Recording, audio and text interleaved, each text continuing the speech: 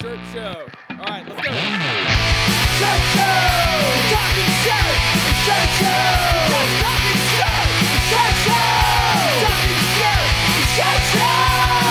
Shirt, man! All right! Episode 122 of Shirt Show.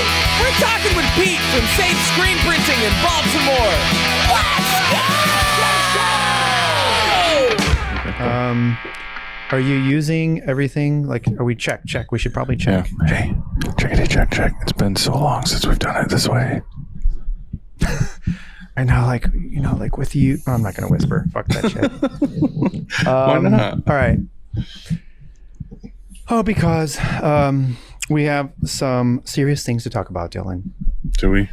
Mm-hmm. I've had a fucking day already, so make it light. All right. So we started a GoFundMe. Mm-hmm. Yeah. Tell us about it. You tell us about it. You tell us about it.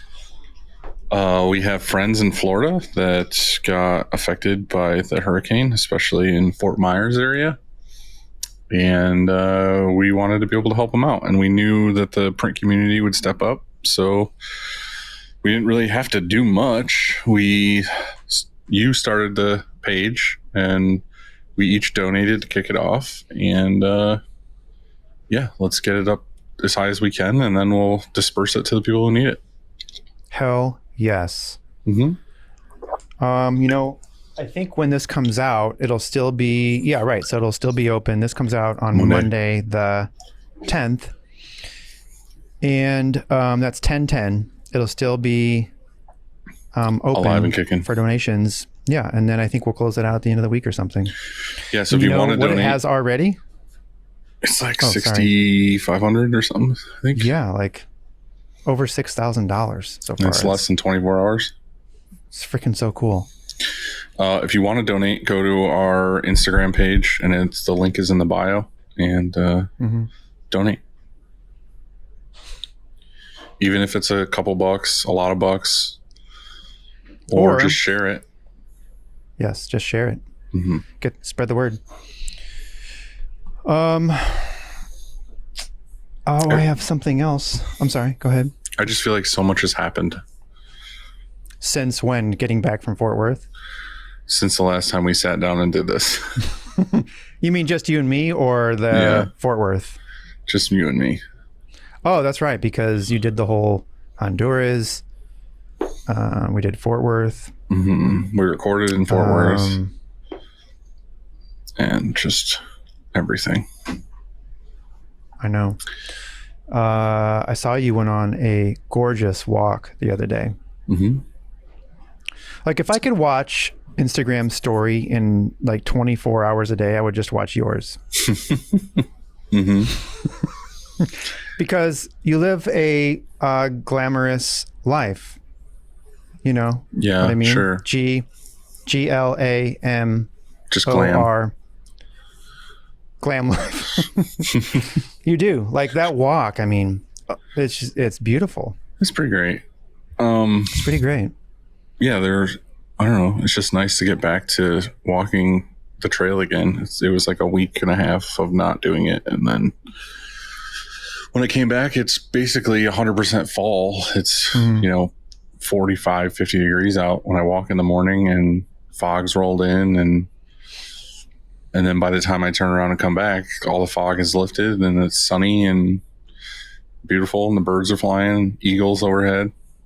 So just watching last night, Andrew Huberman, Google him, and he was talking about how important it is to get sunlight in your eyeballs for 10 minutes every morning to start your day. So you're saying take my glasses off and just literally stare directly into the sun for 10 minutes? Yeah, he wants you to look directly at the sun for 10 I feel like that's not a good idea. He's a doctor, Dylan. Oh, okay. MD. Try it out. He's an MD. Right. But no, maybe not directly at the sun. But, what it does is trigger your hypothalamus, and it connects to the medulla oblongata, and then it triggers, I don't know what it does, but it does something really good. Makes you blind. Okay. Yeah, that's what it does. Mm-hmm. How's it been going back to work? It's good, man. I mean, I wasn't gone like you, so it wasn't quite the same, but it's busy, dude. It's like it's more boxes coming in than leave. And That's I was going to problem. ask, and I was going to talk about this later. So how do I? Hold Are on. you using the CIA? Someone telling you about the next I'm just move? doing deals. Hold on. Okay. It's not working. Hey, how do you make it so that it's not noise canceling? I don't know. Take it out? I don't use those. It's cool. I'll wait. Thank you. Sorry. You're so polite. If you don't know, if you've never hung out with Dylan, If you've never hung out with me, yeah, so everybody should hang out with you because I've learned a lot from hanging out with you. I don't know if that's good or bad. It's good. Like I've learned a lot of good. You know, I've learned to be just friendlier. You know, we all Good. can teach each other something, and you teach me how to be less assholey. Really? Yeah, you do. Like sincerely, I'm saying this from the bottom of my heart. And why was I? Oh, yeah. So if you don't know Dylan, he's really, really patient. If something goes wrong, let's say you're at dinner and, or sorry, let's say you're at lunch and they sit you outside and they sit you by a sewer. I'm willing to sit through it. And it smells like Just hot ass. hot ass and you're waiting for your food. It's okay. Because you know why? Because Dylan's there. And he's like, hey, it's okay, bud. We'll live through this. Yeah, it's okay. It just smelled like air going across your asshole is all it was. Right. But so like other people would complain and there'd be a diva and it's like, oh, we got to change tables or this sucks or why does this You? happen to me? No, I wasn't mean talking you. about myself. No. Yeah, that's you to a No. T. Bull fucking shit. I didn't say a word. That's I've 'cause hung out with, I'm how many trips have I gone with you where you've changed your hotel room? Well, I changed my hotel room because somebody How was many? getting like murdered How many next door. How many times? I would have wanted you to change your hotel room if somebody was murdered next Or door. Airbnbs? Never happened. Okay, never happened. Delete this. Delete this all. I'll delete all this out. Oh my god. What were you saying about divas? Man, such a diva. So nobody hang out with me. Like everybody needs to hang out with you, really, because We're a package deal, so you'll learn how to be a better person hanging out with Dylan, and that's one of the reasons why I hang out with you is just to be better. Thanks, You man. make me better. butter. Yeah. I'll Okay. make you butter. So I appreciate that. You're a good friend like that. Thanks. All right, so let's do this. Do we I'm gonna both take a have on the sip of- same hoodie but in different colors? Independent lightweight. I knew yours wasn't. Mine's in Bell Canvas, and I knew yours would be independent. And that's okay. That's okay. It's very similar. We got the white strings, same neck. Mine is a 3719 Heather True Royal. M&R Royal. Cool. Talked to Frank today. I did too. He's called. Oh, by the way, so he's called me twice now, and I haven't answered. Oh, you dickhead. I know. The funny thing is here like was. I was cleaning screens today. Long story. And Frank called, and I looked down and saw it on my watch, and I was like, I literally have to stop what I'm doing right now and answer the phone because if I don't, you will fucking kill me. Mm-hmm. Well, I was, working out to get my beach bod. Mm-hmm. You want to see it? I definitely do. We worked out our feet today. We worked out our feet. You're gonna make so much Only money just tonight. feet. 1 hour. Cool. But yeah, Frank, I didn't answer. Here I am saying Frank calls, I fucking answer, and I don't. 2 times, 2 days in a row. Yeah, he just wanted the shirt show logo. Yeah, did you get it to him? Yes. By the way. Yep. Okay, thank you. I guess he's making a banner for Print United, which is really rad of him to put our logo on there. I'm excited to see Frank in Las Vegas because I know he likes to gamble. Oh, he does, and he's going to need me there because I'm good luck for that. The roulette. Right. Frank. That's right. Frank. Frank. It all starts with a strain, and whether it's new stretches or restretches, Frank and his team do it the best. Hell yeah. To find out more, go to graphicscreenfashion.com, FFFF. Rank.com. Or greatfuckingscreens.com. The greatest. What are you kissy face shooting at me? I don't know what that means. Is that something people do? I don't know. I was just trying to be cool, and I think it was the opposite. Yeah, it made me not flutter. Let's just say that. Cleaning screens is no fun, but Easyway makes it funner. Their line of eco-friendly chemicals will help you keep your screens and your shop clean. Check them out at easyway.com. Easyway. It's the easiest way. It's a no-brainer. That is. I've got a new one coming in hot for action. You ready? Mm-hmm. Actually, the next three, the rest of the sponsors are all, it's brand new, fresh. Wow. Fresh material. You ready? Can't wait. If it's anything like the last time you did it, then I know it'll be good. Oh, thank you. See, Dylan's so friendly and nice. Mm-hmm. He's the type of guy that tells you you look good even when you don't. Right. Action Engineering makes accessories printers need, like winged flood bars and squeegee rubber and pallet rubber and sleeve pallets and regular pallets and so, more. There you go. That's what I was missing. I knew I needed something else there to end the run-on sentence. Right. So level the love of your life. Your shop up at actionengineering.com. Hell yeah. Next, we have Graphic Source.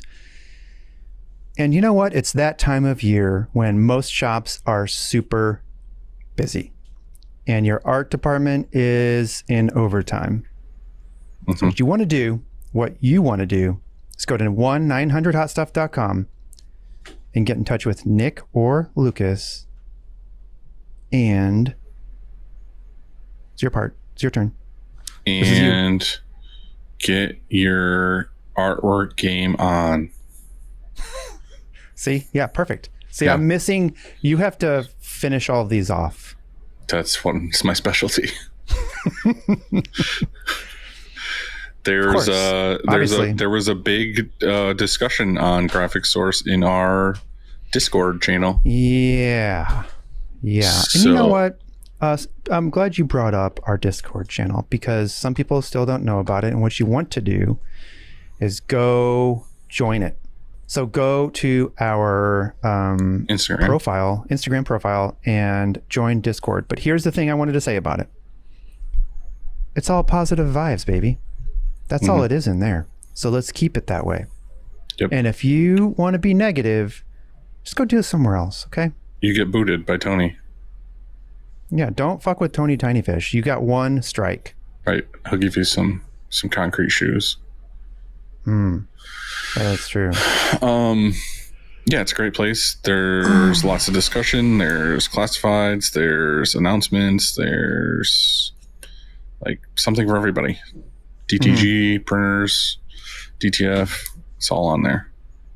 What's so cool about it is that it's all like archivable, searchable info, and so really it's turning into something pretty freaking amazing.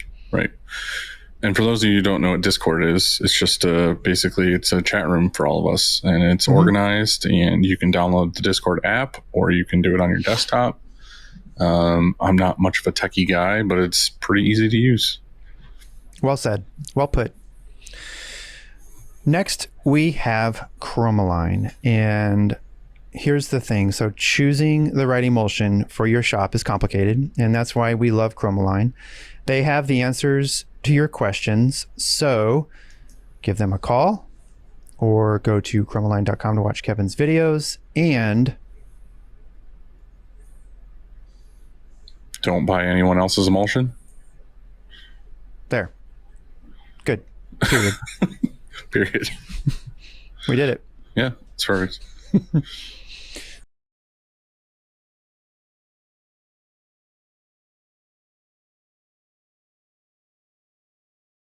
Take two. Because Riverside fucking blows. Because we recorded a 2.5 hour or whatever it was, 3 hour episode, and it's gone. Yeah. So we're just gonna talk to Pete again.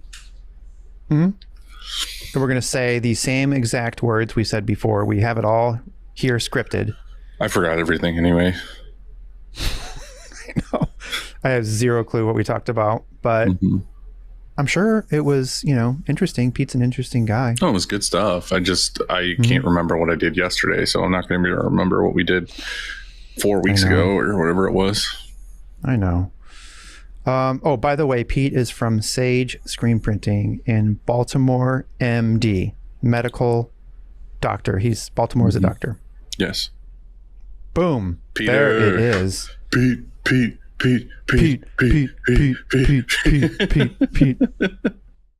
What's been going on? You guys busy? Busy. Trying to get back into the swing of things. I feel like I was gone for a while. That's right. And yeah, that was a good time. Just acclimating. Yeah. How are you? How is your team? How are your shops handling the busy? Because it's for, here it's been busy for several weeks, and that gets to be it starts to take a toll. We're in a little bit of overtime, but not like any crazy overtime. I was talking to somebody yesterday, and they were there at the shop. It was 10 at night, and so like, how are you personally handling the busyness, both of you? And then also, how is your shop handling it? Pete? Well, we're not slammed right now. We're busy, but we're not like crazy busy. In fact, I was looking at the calendar because this time last year we were super crazy busy. Yeah, we were like 4 weeks out. Yeah, we were 3 last week, but we're just not moving as fast as I'd like to, and it was a SEPS issue, which I think we've got sort of resolved. We just kept putting stuff on the press, and we're doing 9 color, 6 to 9 colors our average. So if something's not right, we got to stop there and then move it around.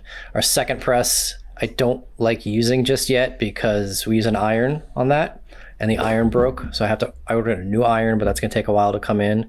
And one of our things is I want it to look as good as possible, and I want it to feel as good as possible. So it's just not, it's a quality issue. When you say iron, you mean Stampinator, or what do you mean by iron? No, there's a rock iron. And so on our Eco press, our big press, we've got the Stampinator. So our Eco's a 12 head, 16 station. Do you have the old style Stampinator or the new? I assume old. I don't really know what the new one looks like, but probably the old one, because it's probably two years old now, maybe 3. What do you think of it? Like, how do you like it? I really like it. The only thing that it needs, and I used to work with the guy who invented it, Jeff. The only thing it needs is a user's manual. There's no sort of guidance. So Jeff, come up with a manual, because otherwise it's just sort of testing, and there is going to be a testing anyway, but at least if there was sort of a beginner's guide, it would help. But yeah, I really like it. The prints come out so nice. It makes that base layer super smooth. So that's where you're using it, is you're using it after the underbase? Correct. Yep. So we flash, it's like a flash and an iron at once. Make sense? You do it wet. We stamp wet. Plastisol wet? Yep. Wow. Yep. Mm-hmm. I've had no problems with it. Every once in a while, if you're running a lot, the base will stick to the bottom of the Stampinator, a little spottiness, but you just wipe that with some silicone spray and good to go. I can't believe it. Yeah. Like I can't even imagine printing a wet, underbase and it not even sticking, first of all. And then second, maybe, and that it doesn't like smash out or something. Smear. Yeah. No, we don't have too many issues with that because, we're really particular on, and we've got a lot of art. We art with like super tiny, fine detail sometimes. Never had an issue with that. A lot of people use a Stampinator as a finishing, Right. the last Final. one. But we found it kind of works nice to sort of get that base real nice. Yeah, I was going to say, once you get the base flat, the top should look good anyway. You shouldn't need it after that. So Yeah. Right. And as long as you're not mashing it down, if you're not, Right. you're not bringing it, crushing the base, you don't get any Right. Well, the other problem with doing it last is then your print's going to be more like shiny because you're hitting it with Teflon. Yes, absolutely. So we had a issue where I forget what happened. Something happened and we couldn't use. I don't remember what we couldn't use, but I was trying to press them like with a heat press at the end, and everything came out shiny. It was just not good. Yeah. How's things otherwise? You guys been? I know you said I feel like you're like us right now, where it's like it's busy, but it's not overkill. It feels good. Like everyone's in a flow. Yeah, I wish our flow was a little bit better. But I think that we've sort of dialed in some issues with the SEPs. I think that'll make things a lot easier. I'm not a separator. I don't know how to separate. We don't have an in-house separator, so we outsource a separator. And my brother-in-law has been doing it for 30 years, and he's amazing. So anytime we get anything that's real painterly, like a hard sim process, he does those for us, and rarely have any issues.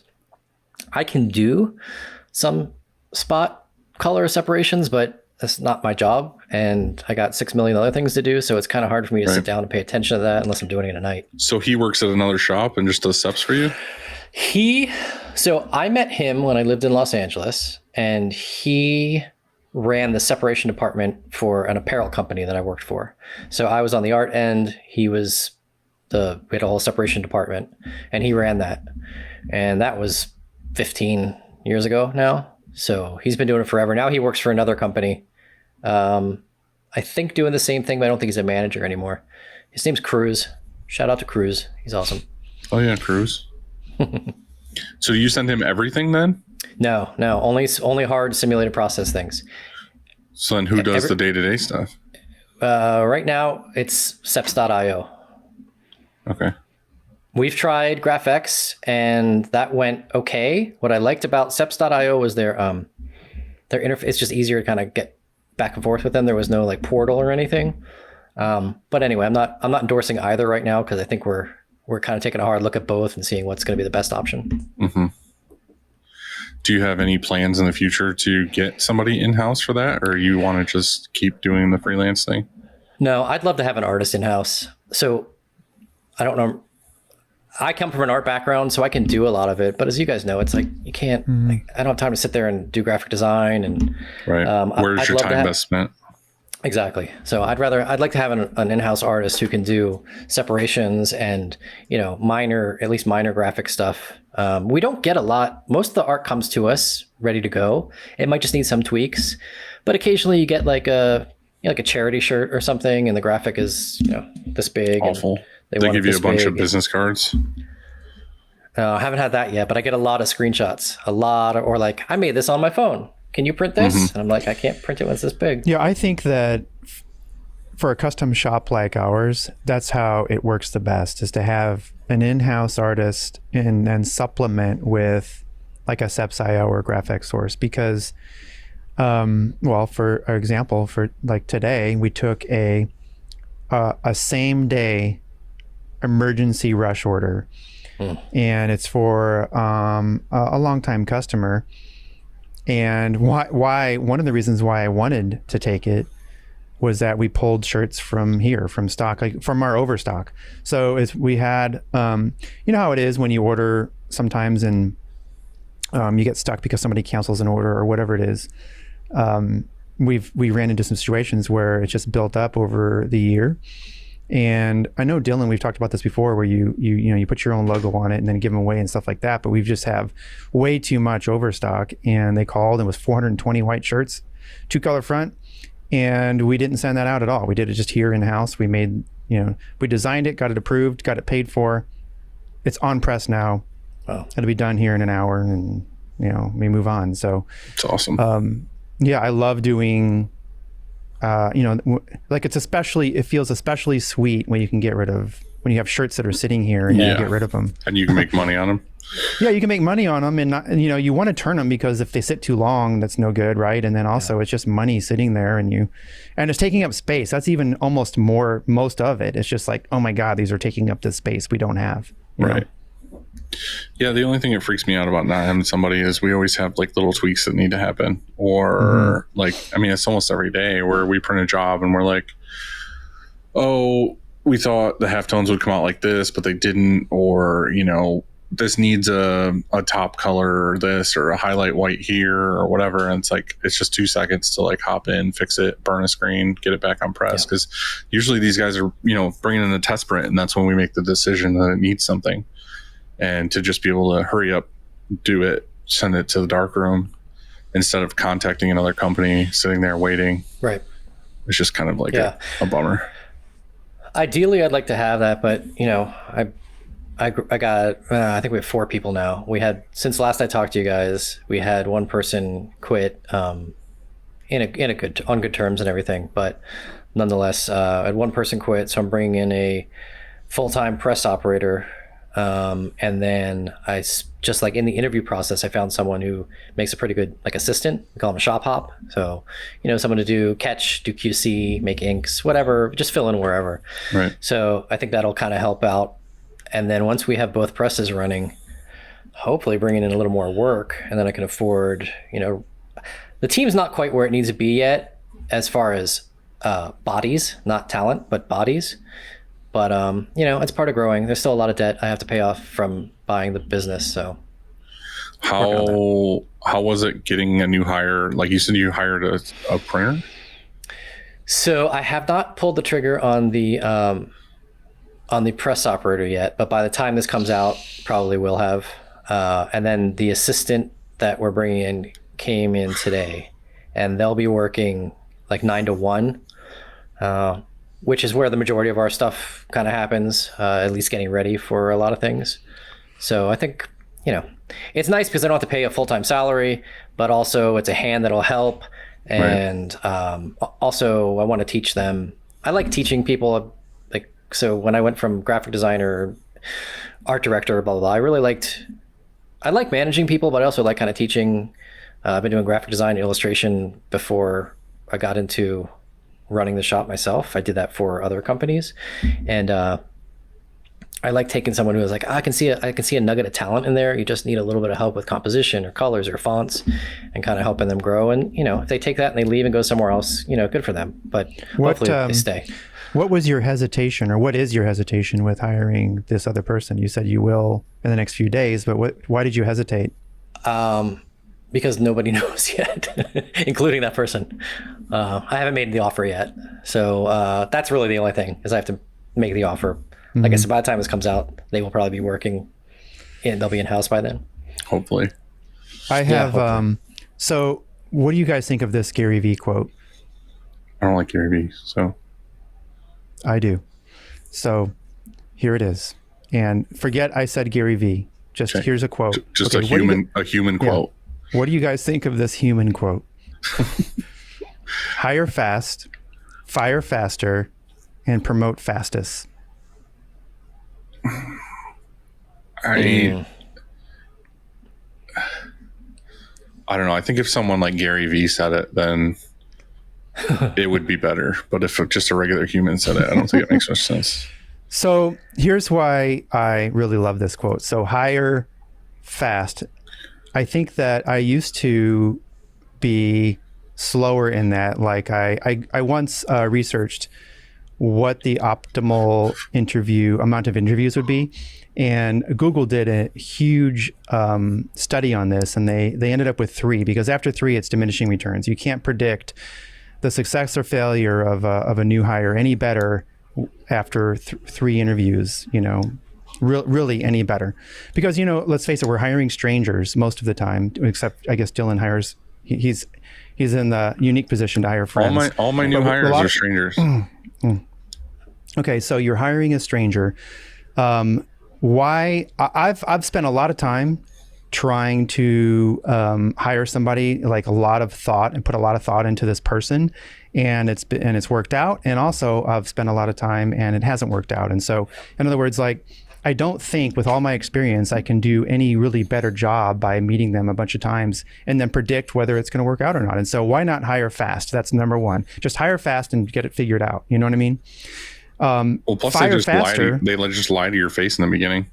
Some can, right? So they're going to be fake, and then you have to discover that once they're here. And so why not hire fast? Don't waste any time. Just hire fast. If they are here and they're not working out, well, then fire faster. Like, don't just say, oh, we're going to work on it and then we'll go, we'll get this figured out. No, recognize it early and do something about it quickly. And then I think the most important part of those three things is to promote. Oh, wait till you're done yawning, because dude, I'm so fucking tired right now. Go ahead. The important part, and that is promote fastest. Because why wouldn't you, if you hire fast, they're in there and they're kicking ass, go up to them and say and promote fast, like fastest, because that's the winner. That's the person you want right there, is that person that's in there and doing well. Mm-hmm. Promote fastest. What do you think of that? Well, if you're asking me, I don't know. I don't know that I agree with any of those. So, well, here's the caveat. It all depends on the person. It all depends on the personality. I think I got a pretty good bullshit meter, but of course people sneak stuff by me. It's going to happen.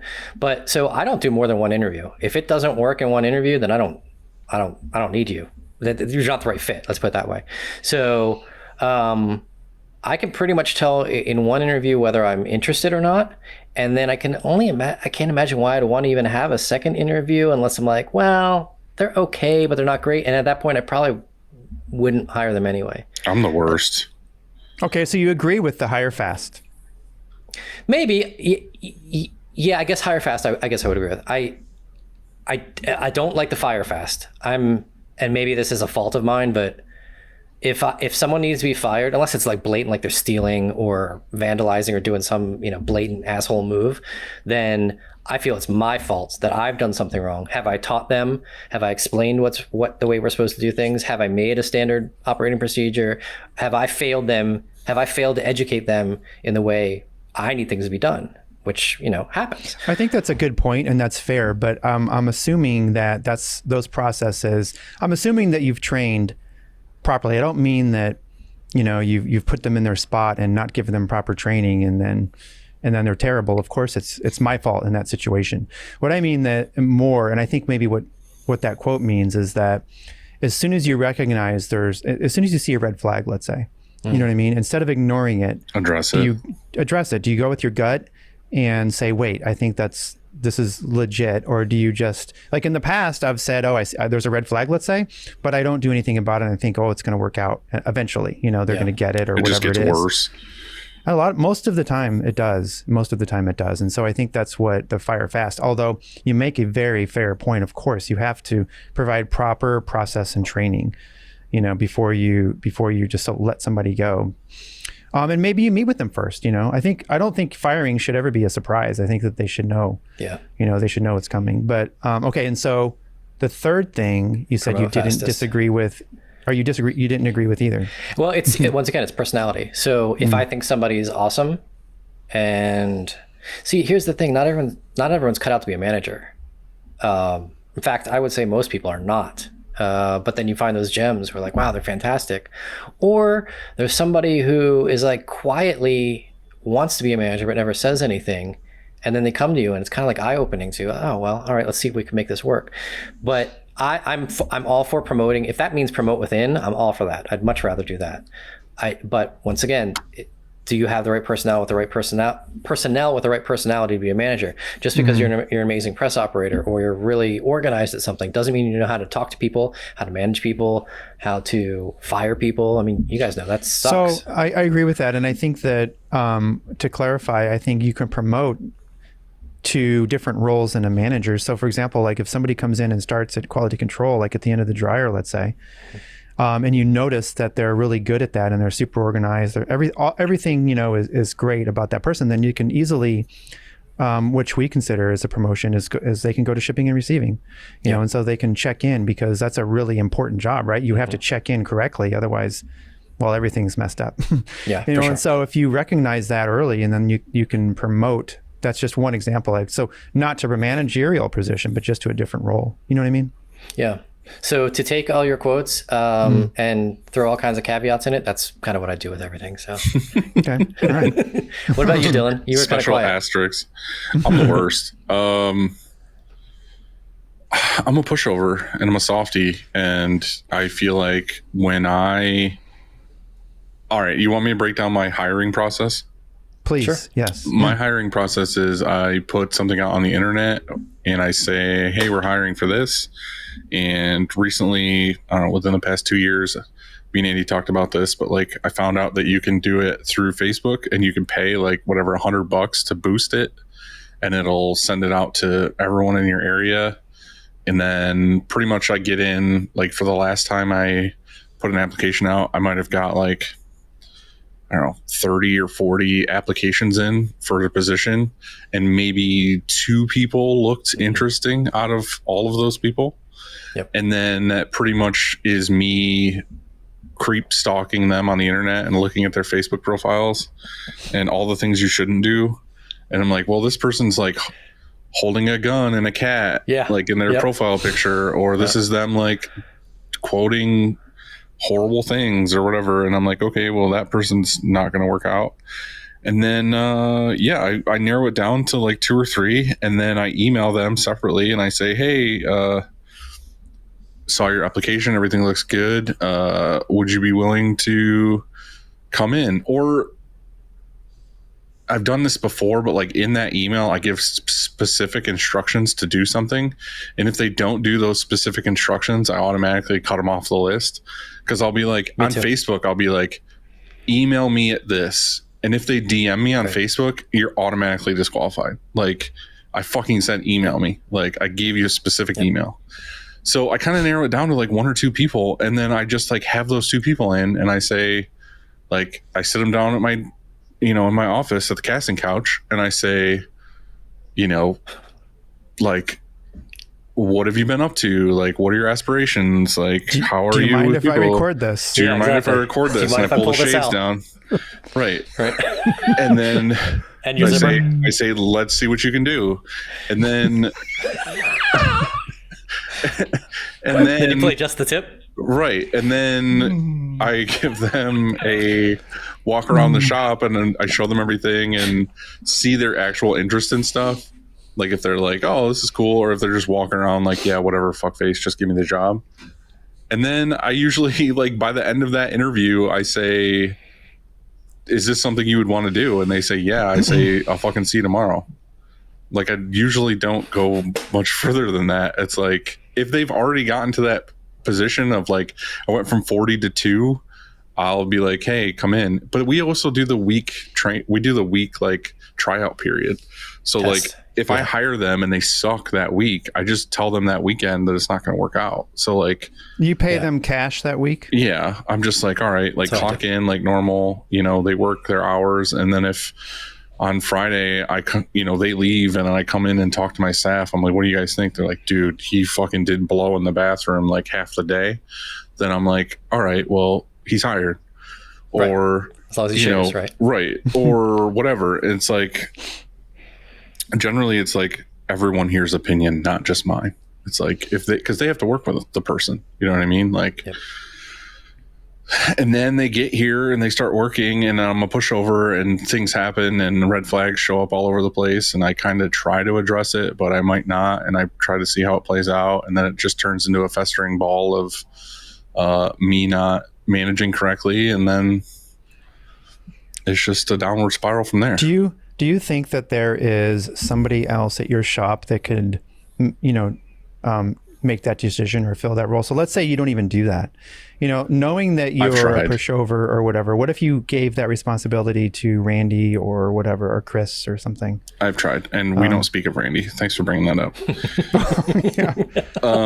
Why did I forget that? But look, why doesn't Chris do that, for example? Like, so why doesn't he make the decision at the end of the week?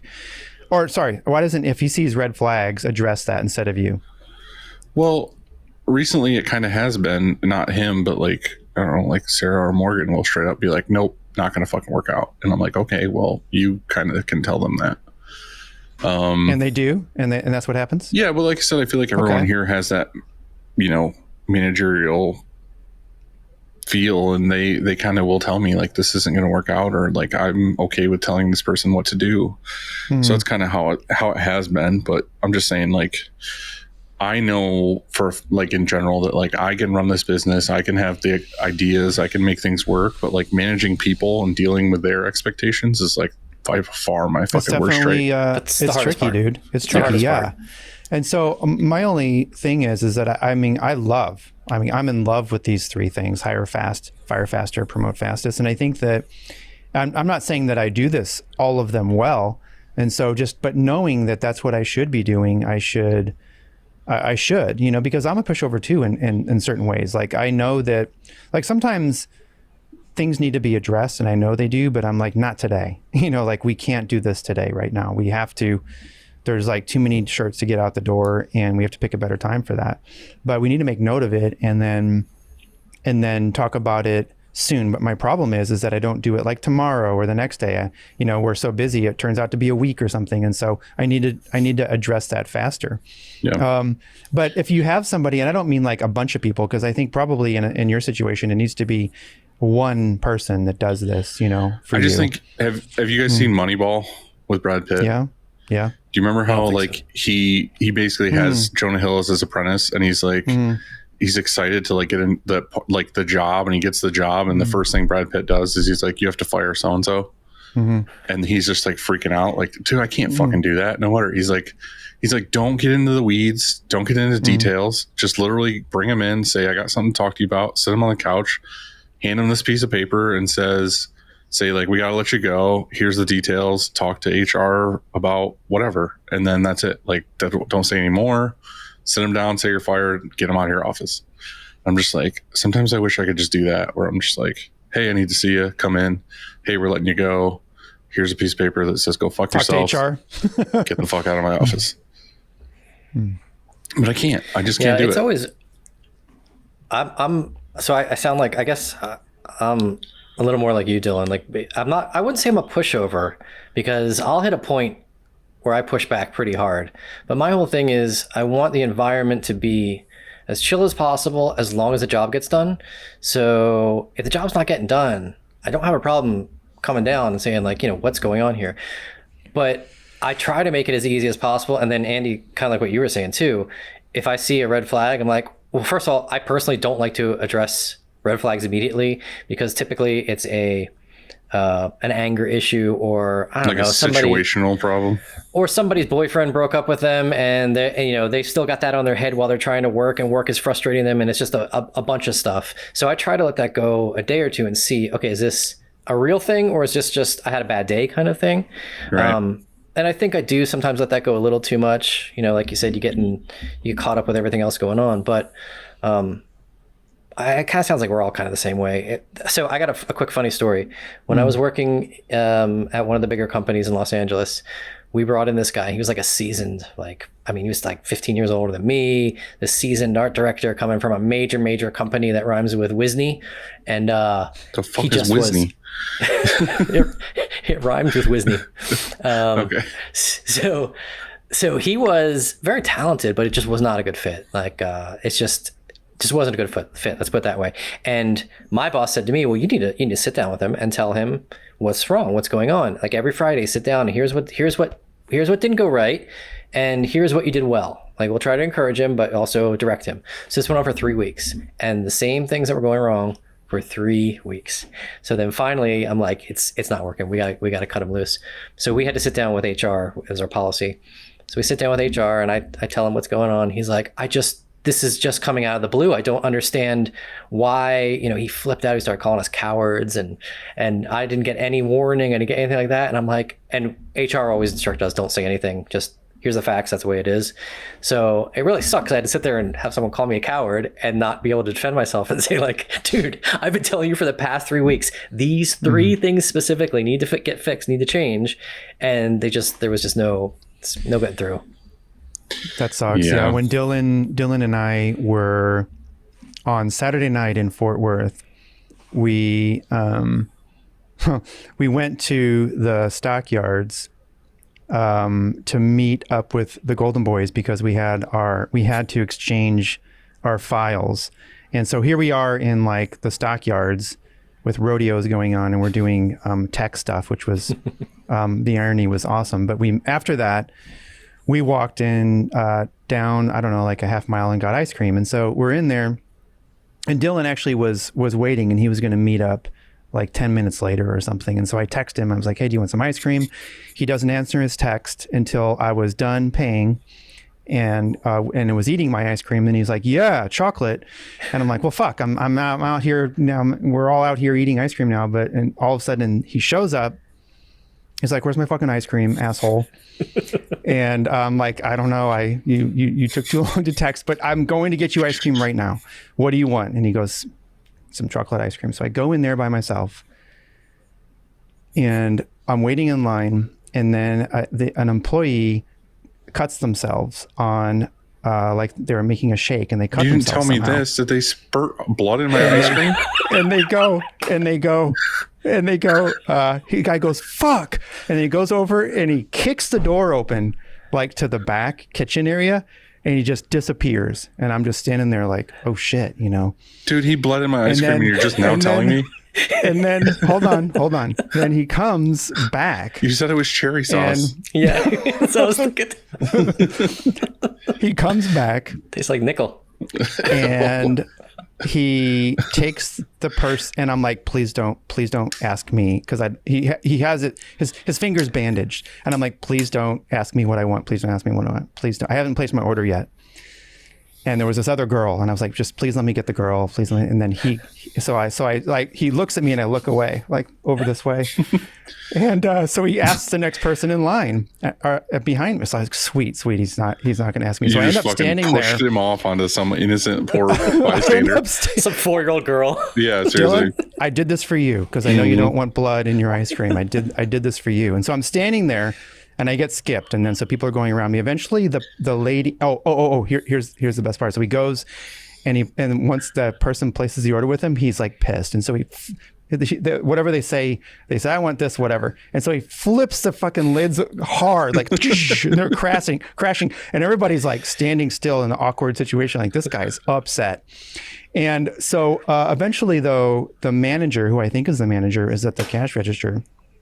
And she recognizes that, wait, this guy hasn't placed his order. And so she says, hey, what do you want? And I said, I just need some chocolate ice cream. She goes, and she's like, sorry, we're out.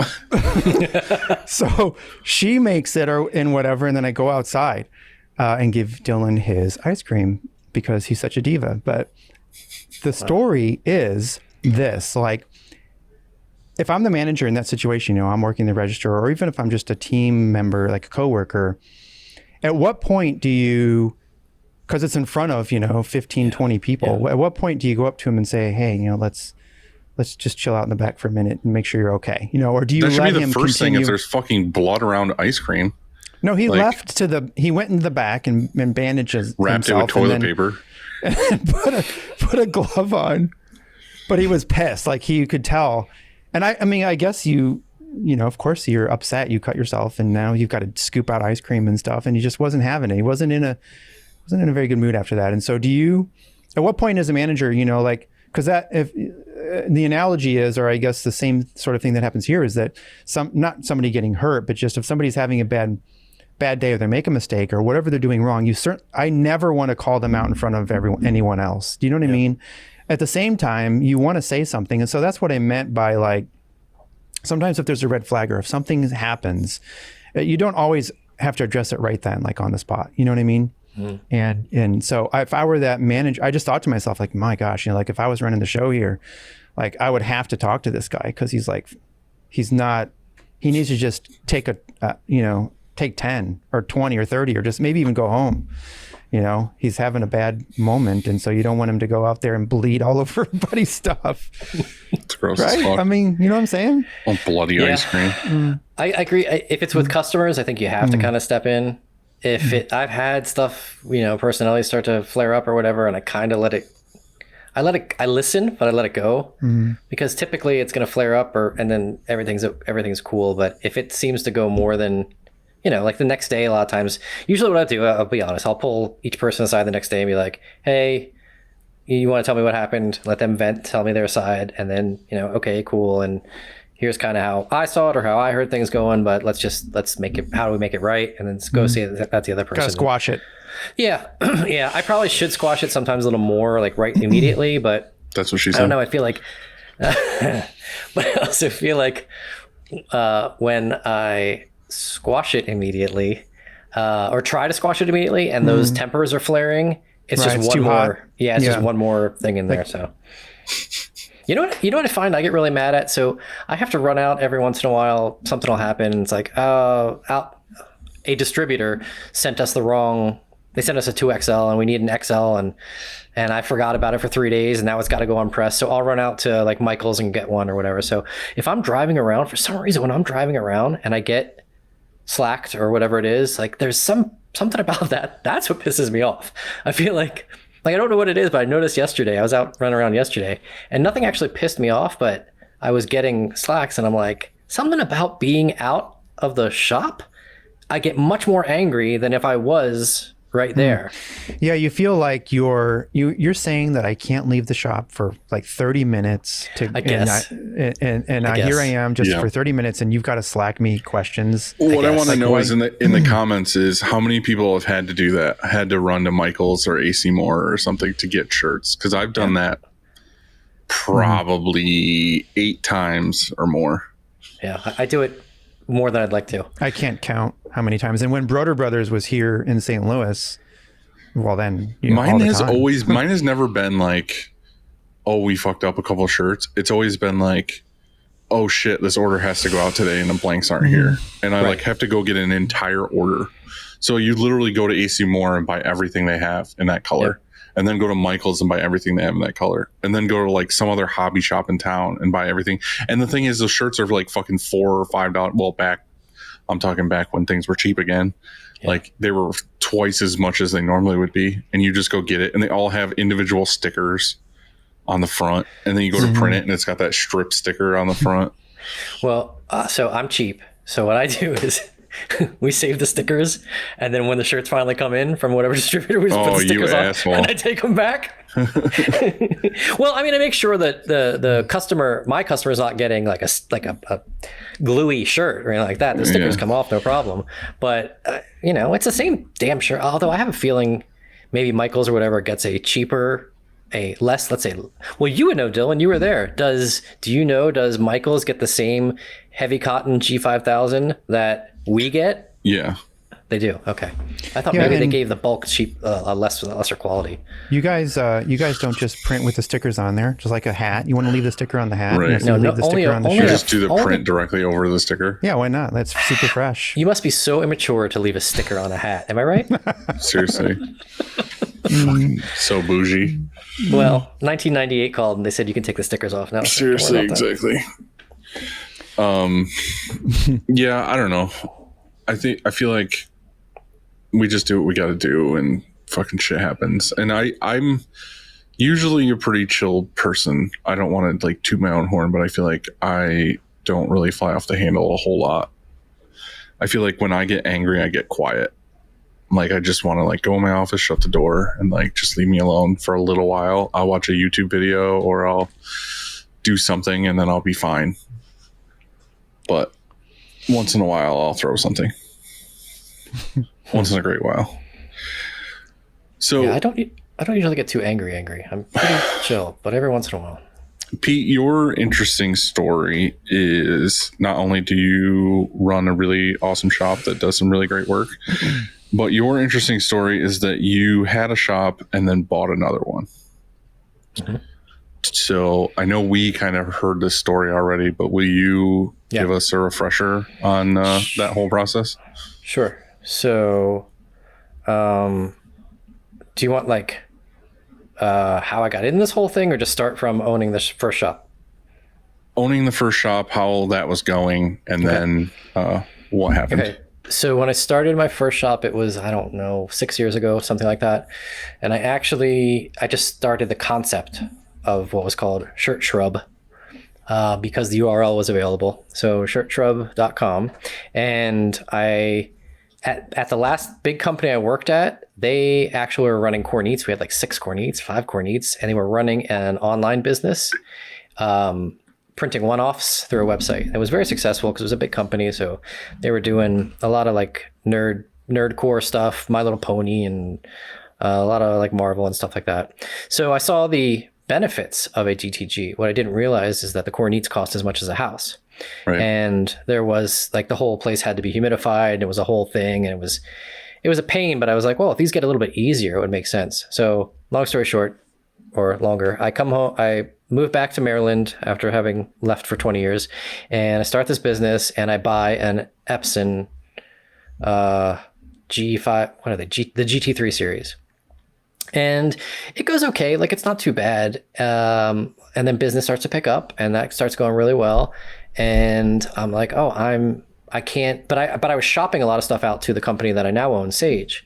So if I had anything that was a big run, I can't digitally print that. It's going to kill me between the pre-treat and all. So I'd shop that out to Sage, and got a good reputation, or a good relationship with the previous owner of Sage. And then that went on for, I don't know, maybe a year and a half. And I'm like, I'm just going to get my own press. So I found a used press in Philly. I'm in Baltimore. So I just went up, bought that press, brought it back, stuck it in the back of my basement where I had the DTG. And it literally just fit. I think we talked about this last time. I had to go underneath the stations to like plug and unplug things. It just barely spun. So customer service is really big on me, always has been. So I really made sure I like bent over backwards for the customers. That's what he said. And then I would do some deliveries and stuff like that. Just try to get an edge on other print shops in the area. And it worked. And we started getting bigger and bigger. And then I got to the point where in this tiny little space in the back of my basement, there's just ink everywhere. And I was getting shirts dirty, and it was a mess. I had no room to move. So I rented out a space, and then COVID hit. I can't actually remember what the timing was, but basically I rented out a space like right when COVID hit, or when we were like, oh, we'll just be shut down for 2 weeks. It's not a big deal. And then it actually happened. Come back to it. Yeah. So those are bad times. Business declined significantly, but I was also just starting a business, so there wasn't much coming in. And I had some side jobs just to kind of make things go through. My wife unfortunately got laid off the first month of the COVID lockdown, so it was tight for a while. And then I have a connection with a children's hospital here through a friend of a friend, and they placed this huge order. And I was like, okay, well, if I can get another one of those or two, get back on my feet. And that's what happened. Got back on my feet, and maybe another year or so goes by, maybe 2 years. And the previous owner of Sage called me, and he said, hey, I need someone to come in with some management experience, help me manage things.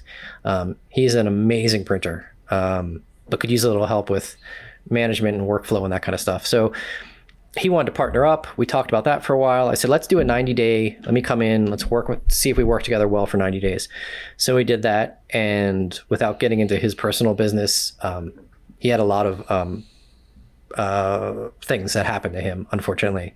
And long story short, he wanted to get out, and I bought him out and took over the business. So I'd been running it for about a year and a half before I've been running it for about a year and a half, working as an employee before I bought it.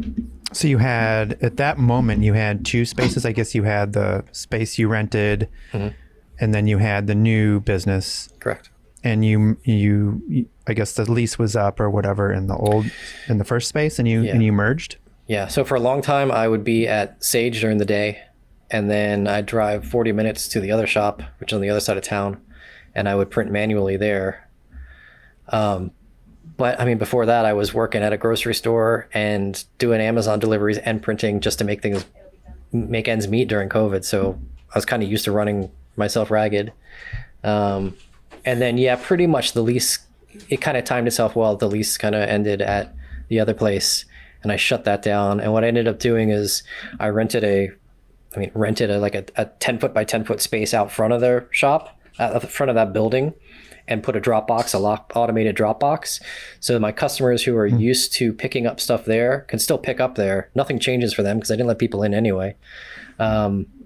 And I still have a presence in that area, like we talked about. So you mean they just like key code accessed in or something? Yeah, I give them the code and they just punch it in and Dropbox opens up. They take their stuff. They're good to go. You had a lot of pickups. Is that what you're saying? I did. Yeah.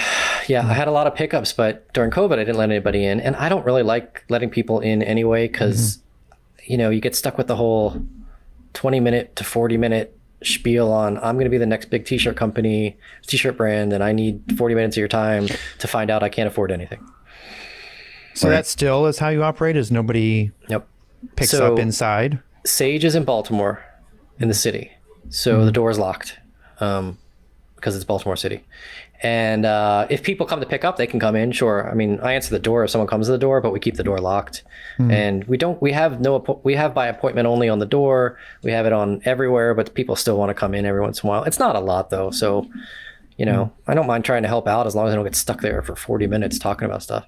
And you know what I can't stand is people are like, I want to come touch the shirts. I'm like, why? It just I guess because they want to see how soft it is. But I tell them, we don't keep shirts just laying around, and there's so many styles and so many, 20 styles of hoodies and 20 styles of tees and all that. I can't possibly have all that here. So if you tell me what you're looking for, I can get it, and then they're happy to let you touch it. Send them a sample. Yeah, we've talked about that a bunch, where you can just basically call your rep and have them send out a sample to a customer. Yeah. That's something that me and Steven both talked to Gildan about when we were there, was their swatch books. They have the swatch book with a little cutout tee, and you can see the shirt color. Problem with that though is you can't feel it. Yeah. You know what I mean? The first thing everyone wants to do is do this to a shirt and be like, oh, it's a soft or whatever. So Steven was talking about, we should make like a key ring thing or whatever that has all the different shirt materials on it. So you can actually even if it's 4x4, you can grab that material and hold it and touch it and whatever else. Yeah. So we're probably really unique, although our business model is very different because our doors are unlocked. Sometimes our doors are open, like when it's beautiful out, like right now in October in St. Louis is amazing, and so our front door is even propped open. But we have a dressing room here. We always have. So we have a room that's the size of a bathroom, that there's no sink or no toilet, no nothing. It's an actual dressing room, just a camera, and and you can go in there and try on a shirt or try on a hat. There's a mirror, you try on a hat or whatever you want to do. And because you're right, people do want to be, more than just touch the shirt. Some people, they want to try it on and see how it fits. And is it, the right fit?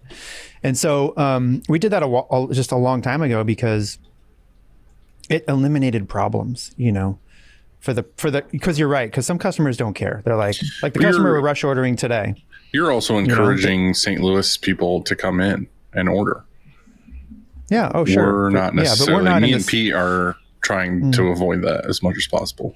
I understand that. Yeah. And we've considered the business model of, by appointment only. If you want to order some shirts, you set up a time, and then we'll schedule it, and you come in, we'll meet with you, and we'll still do all of that stuff. You can see the difference between a 3001 CVC and a Gildan 5000 or whatever you're trying to, compare. Because I think that, a lot of times, I guess you have to decide if you want to, cater to that sort of client or not, because a lot of our work has actually shifted to what I would call premium contract work, and they give us the shirts. We're just a printer. Okay, so that's what I was going to ask you. So premium contract would be without giving anything away, but major companies that are shipping you shirts, and do they send you the SEPs and everything too? I'm curious, because we're kind of dealing with something like that now. So our second. One of them does, I would call it our second largest client, premium contract client. They give us shirts and art already sept, and then a few of them, we probably have a handful of these, and a few of them, the rest of them don't. We are separating the art. We are doing the art. They're doing the art, but we're sepping it. Yeah. And why I call it premium is that it's not just contract pricing, Right. everyday contract pricing. Instead, it's a partnership where we're providing a premium service and we're charging a premium charge. Yeah. There's a premium to the charge, you know, so it's sort of like a hybrid. It's almost, I mean, it's not a contract, everyday contract customer, but it's not a retail customer either, you know. Instead, we've agreed to terms basically, and so it's premium. And I think that shifting to that model, we're able to operate with less customer service, with a smaller customer service team, client success team. Do you know what I mean? We don't, before I was like, man, we need 5 people all day minimum helping either walk-ins, phone calls, quotes online, all this stuff. But since we switched the balance a little bit, we don't need that. Instead, we have 3, and 3 works. Even when I even say like we're at our busiest right now, and 3 is enough. And Dylan, do you like have it that any way. contract work like that? No, not really. I mean, we did contract work in the beginning, and then we got away from it. And I just bought another press just because I wanted to spend money, and I wanted another press and for overflow. And now I'm debating getting back into some contract again, just to like put on that press all the time. Yeah. But yeah, I mean, it's one of those things. I feel like I would rather not. But like Andy says, he has a couple of really good ones that are just big customers that want things a certain way, and they make an agreement, and it works really well. So that's the unicorn. That's what you try to get, I guess. So It's a unicorn that exists. It's a Right. Sasquatch. We should call it we should call it for what it is. It's not a unicorn. A sassy corn. Yeah, they are real, and they are out there. Mm-hmm. And what you should mention too is you bought that third press, and it was more than just getting a third auto. It was also a smart move, because you leveled up in that you replaced your manual with an auto, and you took up like 2 more feet or something, or not even, right? It was basically the same 2 footprint. feet. Way 2 more feet. efficient. Yeah, right. Yeah, we had that Sidewinder that just sat there and sat there and sat there, and we only used it for like, I don't know, bullshit orders. Like not even orders. It was always just like, oh, we have to do some hoods, or I have to do some tags, or whatever. It was like, it was taking up all that space. And I think it was like 9 feet, and a 6'8" Sportsman was 11 feet. So for 2 more feet of space, I have an auto there. Yeah. That makes sense. Totally makes sense. So yeah, it made perfect sense to do. But yeah, we'll fill it. We'll use it. It's already getting filled. So it's all good. But Pete, when you said that they wanted to team up and you came in and used your managerial skills, was there a lot of butting heads? Because I feel like if I owned a business for a long time and did things my way, and then I had someone come in and help me, I feel like they would do things totally different than I would, and it would fucking drive me crazy. No, there wasn't a lot of butting heads. I think he really wanted. I think he didn't want to deal with that anyway, and this is just my personal He opinion. just wanted to print. He just wanted to print, and he's very creative and an awesome printer. I mean, I'll never be as good a printer as him. No, not even going to try to. But a lot, you know, and I tried real hard not to step on any toes too. I asked if I felt like I was not overstepping, but you know, if I felt like I could do something maybe a little bit better or a little different, I'd ask first before I try to implement anything. But he was always very good about, you know, I never really gave me any kickback on hardly anything. So in that aspect, it was a good relationship. Yeah. Nice. Now, how did you feel? Like, did you want to change up a bunch of things from the way they ran it? And is that still a work in progress? It definitely still a work in progress. I think, once again, in my opinion, previous owner wanted people to come to him with questions on everything, or at least that's the way it was working. Maybe he didn't want it, I don't know. But the way it was working was pretty much anybody had a question, they asked him. I don't want people to come to me with questions unless they've exhausted all other options. Mm-hmm. And I've expressed to my team, and I love my team, I've expressed to them, like, you've been doing this for a while. You are smart people. Figure it out. And if you can't figure it out, then come to me. But, try 3 or 4 things first. And if you're absolutely stuck, of course, come to me. Also, I'd say to them like, well, then you we're having problems with the SEPs. Okay, reach out to the SEP company. You don't need to tell me what, it's just going to take me time to write the exact same thing you would write them. Like, I'm not a separator. You're not a separator. We don't have to get specific. Just say, this doesn't match this. We need this corrected, that kind of thing. So I'm still trying to build, and maybe, I think Andy, you said it to the point of, like it frustrates me that I can't leave for a while without questions. And I don't want it to sound like my team's incompetent. They do a great job. I think they just want to make sure they're doing things right, and that's why they're reaching out to me. And there's nothing wrong with that, except I get mad at myself because I'm supposed to be building systems where they don't need me. So I don't have to be there every day. And the one day where things were running really well, and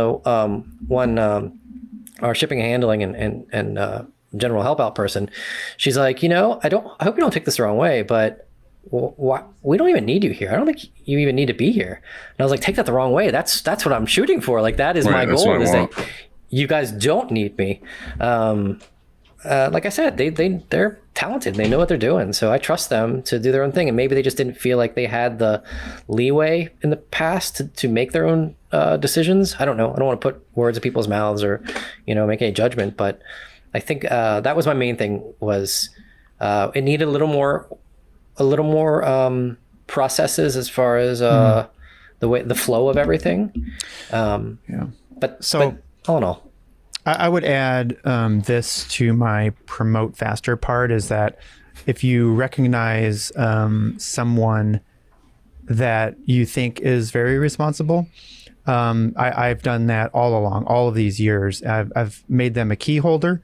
And I can go into we have a security system here. So I can go, onto my dashboard, give them their own code, and they can open, for example. And so or they can close, you know what I mean? And so there's that person and they're not managing people, let's say. All they are responsible for is they're a key holder, so they can unlock or lock the door, and they can set, or they can arm or disarm the alarm. Do you know what I mean? And so it's like, and they have their own code. And I tell them, don't give this code to anyone else.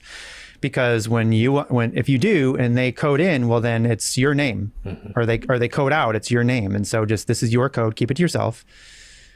And that person is, they're not only do they do well and excel, and I compensate them more for that, they actually like that responsibility. I know I would if I was, I know I did. Like, I remember when somebody offered that to me as when I was working somewhere, and they're like, hey, do you want to be a key holder and you can do this? I was like, oh, that's pretty cool. That's an extra responsibility. And the key master. Yeah. Because I think because what happens if, you can't make it to the shop, or if you have to run somewhere and somebody has to lock up, not you necessarily, Pete or Dylan, but like, it's just anyone. Like, what do you do if you don't have somebody else that can open and close your store? I feel like almost everybody here has a key. Yeah, like literally every employee has a key. I thought you were going to say you don't even lock your door, because it's freaking awesome small town New York, and we just leave the doors open. I probably could. Yeah, I have. Yeah. I guess my final question, Pete, before we get to listener question stuff, is: would you do it again? Oh yeah, for sure. Buy the business, you mean? Yeah, sure. Go from your business to buying another one. Yeah, the reason being, I combined both books of business, so that's great.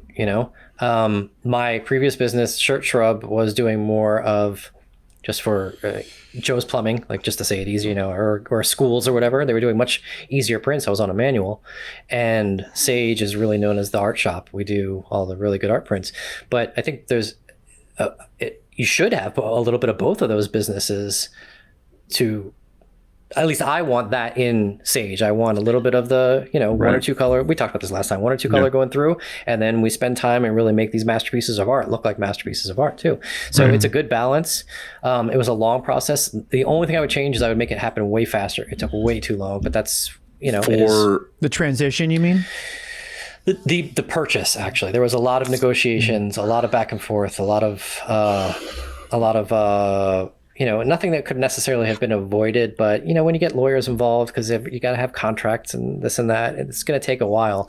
But I would absolutely do it again. Another reason being, it advanced my business entity, whatever you call it, the both businesses together, let's say as one, it advanced me so much further ahead. It probably put me 3 years ahead of where I would have been with Shirt Shrub, because I didn't have automatics yet. I would have had to put in 3-phase electric, all that kind of stuff. For people that might have this option or want to do this, what would you say you wish you did differently or to look out for?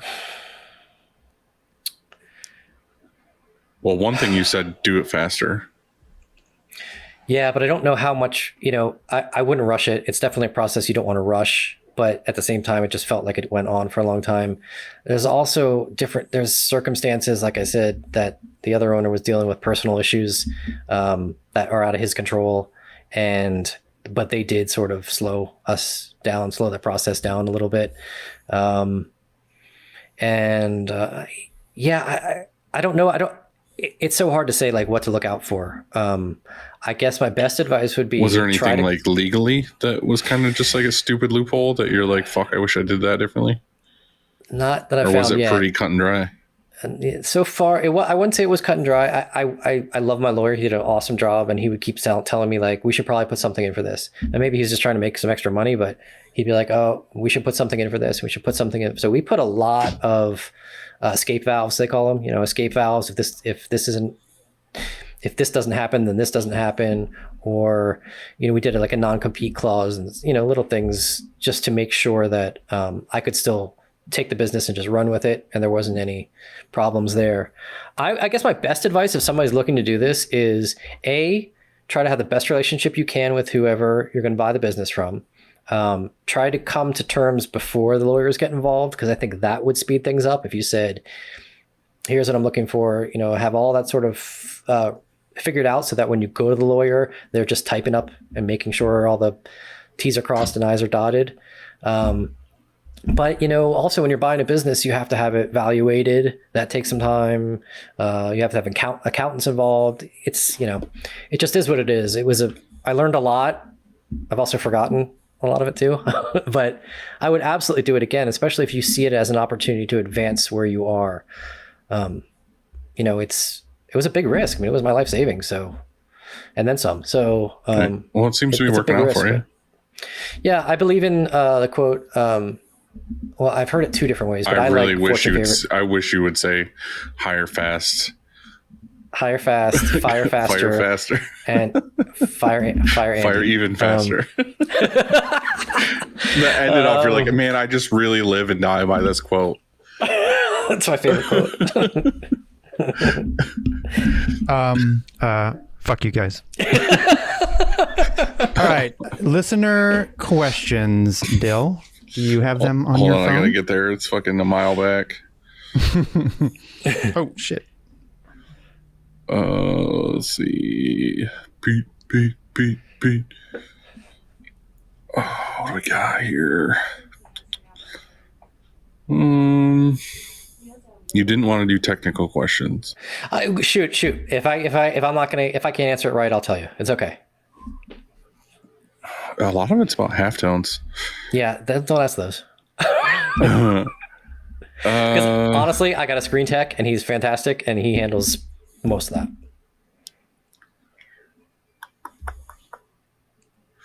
Here's a good one. Curious, Jeff from Tiny Fish asks, curious if any of the skills from the shop have made it into your home life. For example, I now fold my shirts at home like we do at the shop.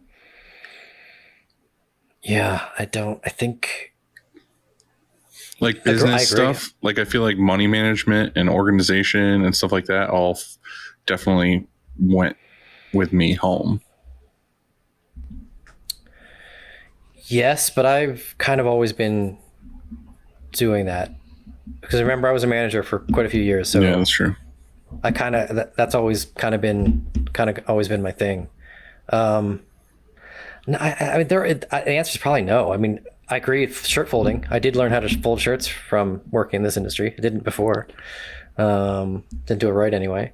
But yeah, I don't know that there's anything specifically from there that I've learned. I used to spread my cream cheese on my bagel. I used to push, and now I pull. I pull like this. I'm a pusher. I've always been a pusher. Always been a puller. Yeah. Most people are pullers. I can't get the control I want when I pull, so I like to push. We talking about squeegees? Yep. Yeah. Oh, okay. Yeah, then I'm definitely I'm a talker. No, we were trying to talk about anything that you do at your shop, and now you do. Yeah, I understand. You do it at home, okay? And so I made a joke, and it wasn't funny. It's okay. Right, Like it's okay, right. Dylan. Okay, all right. I mean, all these other ones are kind of some stuff that we already went over, but I think if I was to sum them up, you guys do a lot of like sim process jobs. What are you guys using for screens? What meshes counts do you like to use? And are you doing anything special with the inks, or is it just like out of the bucket mixed Pantones? So just give you all our secrets? Yeah. I'm joking. Totally joking. So we have Newman rollers. I adopted those when I came in. I can't say I love them. I do like the idea of tensioning, controlling the tension. Are you using Newmans for everything? Everything. Yep. Okay. They were there when I got there. I used to use statics when I had my manual, but the new ones were there when I got there. Right. So the mesh we typically use, and I think this could be tweaked a little bit, but it does seem to work. So I'm not going to really fuck with it right now anyway, is we basically do a 200 mesh base, 300 mesh top color. That can vary depending on, if we're printing on a tote or a tee or whatever. But those are pretty much the only ones we use. We do 166s every once in a while if we've got to get like a really strong white somewhere. Are you doing 200 for underbase and then a 300 for a top white? Yes. Yeah. Top white we get 300 because when we have a top white, it's usually just to blend those colors a little bit better, Yeah. So yes, the top white would be at pretty much everything except for the base typically is 300. Now that's not a hard and fast rule, but that is kind of our standard. Every once in a while I'll look at something and be like, see, every once in a while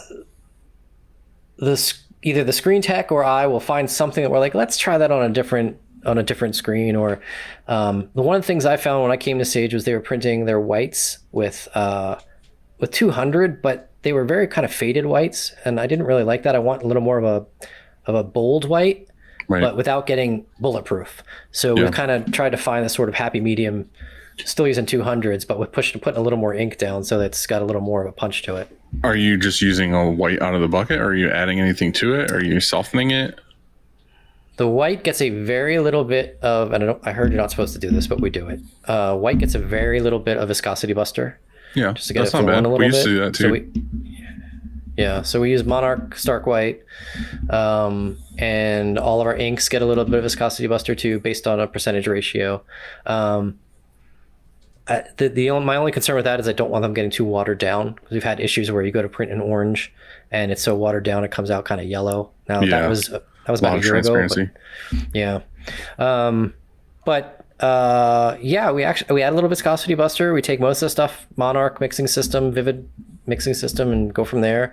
We do match Pantones. We match almost every single Pantone, unless I can kind of get a vibe from the customer if they're going to be like, we want it red, or if it's an art piece and they want a specific red, I'll say, do you want more of an orange red or a red red? Or our main customer loves blood red, so that's a 185, I think is what they standardly use. So yeah, that's that. What else? There was some other detail.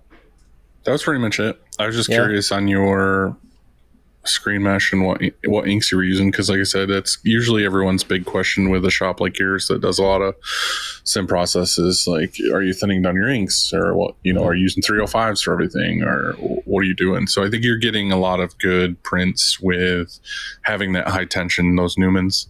Well, that's just it. We tension our screens, right? That's your ability to get good release, is having those Newmans and high tension. So. And we're using a CTS and what's that, OLED, however you say it. I guess the halide bulb or whatever. So we get really nice exposure, and we don't really have too many issues with washout or losing halftones. So right, sweet. Previous owner did a great job of really kind of dialing things in. Yeah, he was kind of a nerd when it came to that kind of stuff. Yeah, in a good way. Yeah, we talked a lot. All right. Well, you ready for some quick takes, Andy? Yep. Yes. Can you guys hear me? Yes. Yes. Okay. Voice of an angel. Oh, thank you. Let's see. Oh, well, I'm in first. So Pete, what's the first thing you do every morning? Pee. It's a pretty solid answer. Yeah. Yeah, I like that. I pee and then I take my crazy pills and I feed the dog. Do you ever fed the dog your crazy pills? No, I have not. Actually, I got that wrong. I pee, take my crazy pills, take the dog to pee, and then I feed the dog. You need to add one more step, What's and that? that is stare at the sun for 10 minutes. As you can see, if I go near the sun, I burst into flames. That's why I'm You're a day walker translucent. for sure. Yeah. I get it. Let's see. Gotta get back to Andy's text. Are you watching any good shows right now? Reading any good books? Yeah, so when we spoke last time, I was like, I'm not watching any shows. But I was also, the quick takes from last time don't count because my headphones were Nothing counts losing from battery last and I time. was Last answering. time? All right. Plus, we switched was them up last a time. little bit. Okay, good. So I enjoy Secession. I like shows where there's like real badass leaders because I could never be that complete dickhead of a leader, but dad. I kind of like them.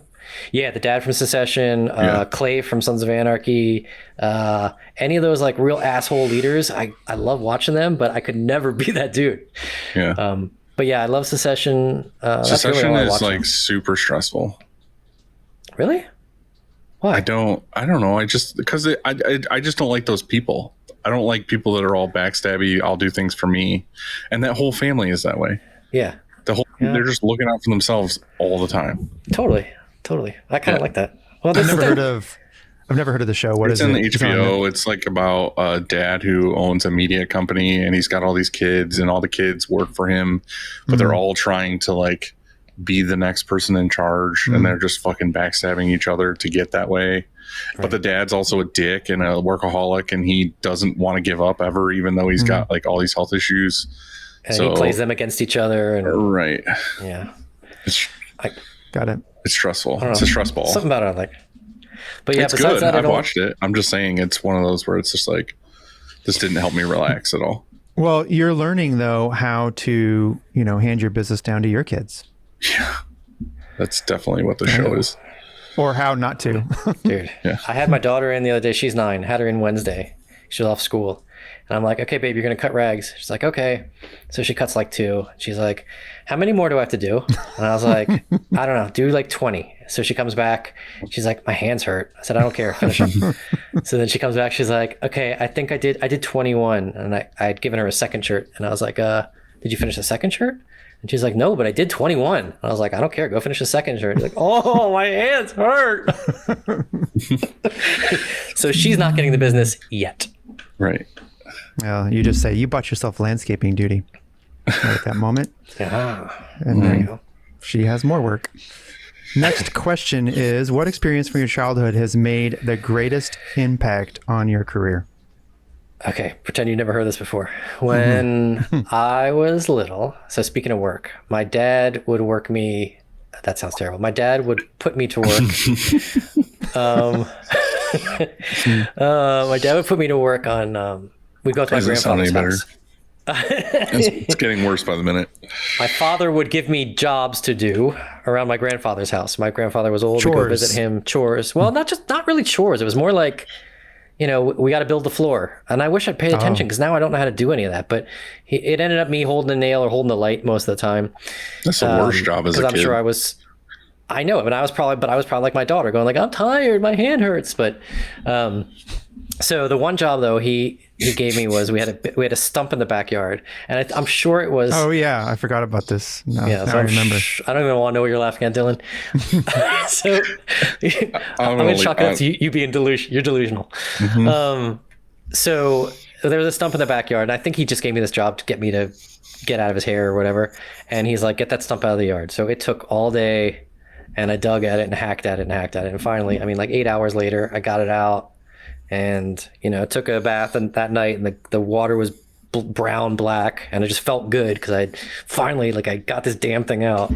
And so that determination, that stubbornness, you might want to call it, is I rarely turn down a job. Like I always say, I'm not the smartest guy in the world, but I'll out hustle 90% of the people, if nothing else, just to prove them wrong. Right. I get that. I can understand it. Determination is a huge part of having a successful business, you know? Mm-hmm. I agree. There was a movie. What was the movie about McDonald's again? What was that called? The Founder. Yeah. Yeah, like that's what he said attributed him to most of his success was determination.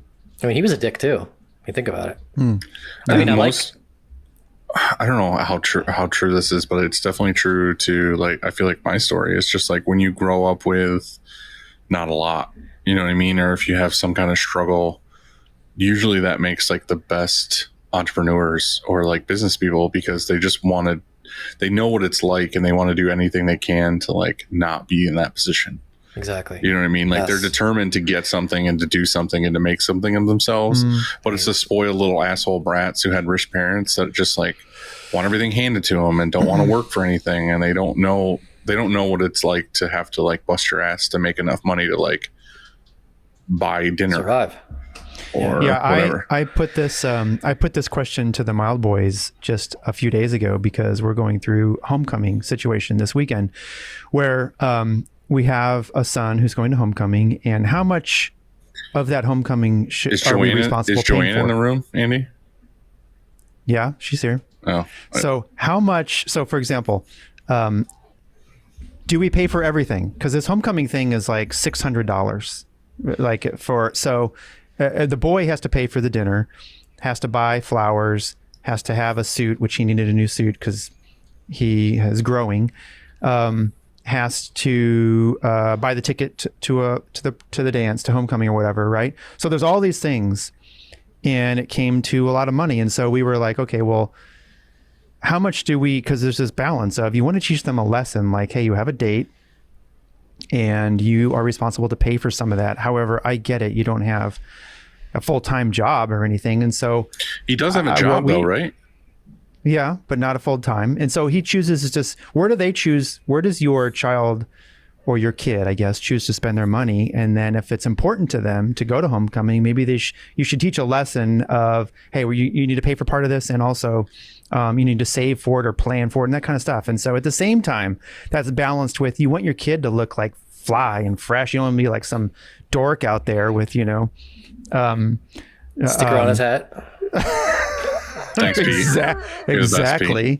Gotcha. And so yeah, you want to, and then also you want him to be able to take her to a proper dinner, and all these kind of things. And so your kid learns how to do that sort of stuff, balanced with they should pay for some of it. And so that's kind of where we landed, is that he needs to pay. I feel like if he doesn't have any money. I feel like my thing is that if he's old enough and he has a job, or just even at that age, like he should work for the money to do that. Like if he wants to do it, he needs to do something. Like if my kid didn't have a real job, and he came to me and was like, I need money for this, and he's a teenager, I'd be like, all right, well, we're going to fucking go like redo something. Like we're going to build a deck, cut a shirt up. You're going to work at the shop for 2 weeks or whatever it is. And like, yeah, if you're actively doing it and you don't end up with enough money by the end of it, yeah, fucking dad's here, I'll help you out. But like, don't sit around and just expect me at the last minute to buy the whole thing, and you just kind of didn't do anything to get it. Like, I think those lessons are important. Yeah, they need to fucking work for their shit. And like, I do that with my kids. Like, I'll 100% admit that like there's kind of spoiled kids and they get whatever they want. But they know, like, if they want anything, their first question to me is, Dad, is there anything I can do? Before they say, Dad, can I have $20? Their very first question is, Dad, what can I do? Because they know I'm going to ask them, like, is your room cleaned? Is the upstairs cleaned? Is the dishes done? Is the garbage out? Did you empty the kitty litter? Like all this stuff. Like if they want money, I go down the list. I'm like, all right, well, what chores can you do first? So they know right off the bat to ask me like what can be done, because that's what it is. And my daughter, like, I'm proud of her. Like we were going to Disney, and I feel like for like 6 months, she just saved money. Like birthday money and like all these other things. She just like kept putting it away. And then we went to Disney. She had like a couple $100. I was like, where the fuck did you get a couple $100 from? And she just like saved it. She probably went You in said my it to her wallet just every like night that. and just like took money out of my Yeah. wallet every night. But Or sold I mean, drugs or something like that. yeah, But I it's mean, ambition. something, right? It's ambition. Like she had what she wanted to do. My real question is, to follow up with Andy's question, is what did we all wear to prom? Well, prom was a tux. I know, but did you rent something? Did you buy something? And what did you wear? we What did it look rented- like? I rented a tux. Yeah. So when I went to high school, prom was a tux. Like you went all in, you know. Me too. And you got is it what called boutonniere? No. What is that?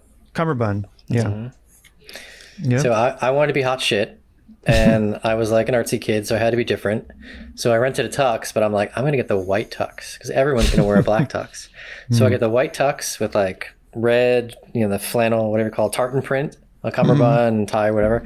And I go in, and the fucking wait staff had the exact same tux that I had on. So I just looked like amazing. part of the wait staff the whole night. That's really good. I went to the thrift store and I got you have a picture of it or something? Yeah, I'm trying to pull it up on my phone. I think I have it in here. I got some penny loafers from the thrift store and I hand painted them to look like old school. I don't even know what you would call them, where it had the white on top and the black on the sides. I did it with nail polish. I know what you call them. I can't think of it right now, but I know what you mean. You know what I mean? I do. And the Joe, suit, what were those shoes that were white with the white on top with black on the bottom? I'll Well, it's send like it to black on the Chad. sides, right? I don't know if you guys can see this at all. Not penny loafers. You're a little blurred to me, so I can't It's really. too bright. All I can see is your black shirt, Saddle? Hold on. and you're walking. And it looks like you're walking like the Sasquatch picture. Oh, are you Dan? I can't see what you're doing. It's too blurry for me. I'm but- actually punching Lindsay, my wife, in the face. Oh, that's a good way. I'm to not start. even kidding. That's what it is. I'm not really punching her, but I'm pretend punching her in the face.